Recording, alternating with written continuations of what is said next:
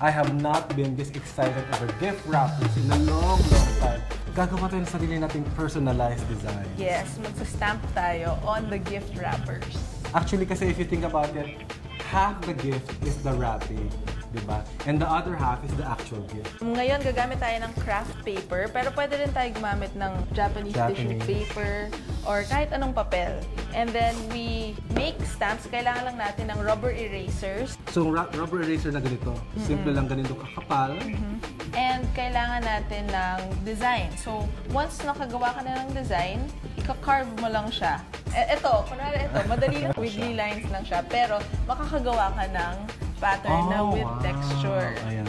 Ito siguro madali lang. Lines lang siya, simple lang. So, may thick and thin lines ka lang. Tapos, pag stamp natin, pwede mo lang siyang i-rotate. Na-excite naman ako. So, itong design lang na to, nakagawa ka na ng parang diamonds. So, let's look at the more complicated, more expert ones. We have the mushroom and the leaves. Pwede mo siyang i-layers. Gagawin mo muna yung background using one stamp, tapos papatungan mo siya ng isa pa. Wow, ibig sabihin, pwede kang gumawa ng mga sarili mong favorite items. Like, or animals like dogs and cats. Nakakulan sila doon. Wow, okay, And then, kung medyo napag-practicean mo na yung rubber stamping, medyo pwede ka nang gumawa ng mas intricate designs. Like this floral design, tapos we just made it into a pattern. Wow, so ito na nga siya. So, one color for the rosette, and then the leaves, another color. Yes. Ayan. Another flower. May pistil nga siya. Meron siyang part sa loob at then the petals mismo. Yes. Kahit nagle-layer siya on top of each other, okay lang. It doesn't have to be perfect. Kasi yun nga yung kagandahan ng stamping. Parang naglalaro ka lang talaga. Tsaka handmade na handmade. Labor of love na ako dito. So kanina nasa papel lang siya. Ngayon, ginawa na nga natin sa gift wrapper. So pwede siyang gawing patterns. Tignan mo naman yung pattern na. Ito, Can you show how we did that? One stamp lang siya. So hindi ka kailangan bumili ng ganito kalaking eraser.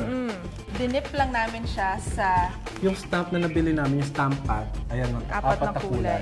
Ang galing, parang siyang tie-dye na effect, no? Designer ng design, handmade mo, diba? And then, what else do we have? We have Christmas patterns naman. So, meron tayong snowflake. Oh, wow! Yung holly. Christmas na Christmas. And then the snowflakes. Oh! And then I saw something that's very interesting. We have some here that's medyo Filipiniana looking. So, paano naman din-achieve? Same technique, katulad ng una nating square kanina. Diagonal lang yung design natin. And then, iikutin mo lang yung stamp para ma-achieve yung diamond tribal pattern. Pwede rin siya iba-ibang color, I Yes. guess.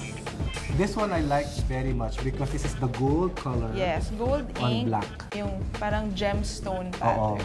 Now, I like layering a lot. So, for example, we have a nice orange cellophane. Pwede mo lang siyang in-layer na ganyan. So it looks very interesting. So alam na nang binagbigyan mo na, in-effort mo talaga at. And then let's also look at this one on Japanese paper. Mas dainty yung designs na ginagamit natin for the papel de hapon. Oh, I think this will look good also with your Yes, we floral also paper. have fabric. Hindi lang papel. Pwede rin fabric para reusable din yung gift wrapping natin.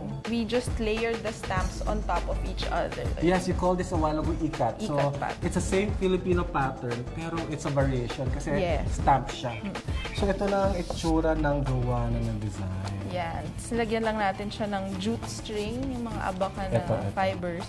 And yung tag natin, nilagyan din natin ng stamp. Check this out. Napansin niyo yung blue niya, medyo may glittery feel. Parang metallic siya na konti. Yung green naman, ibang color ng matte. Yes. Nagawa siya by using... Meron siyang negative and positive. So, same drawing lang siya.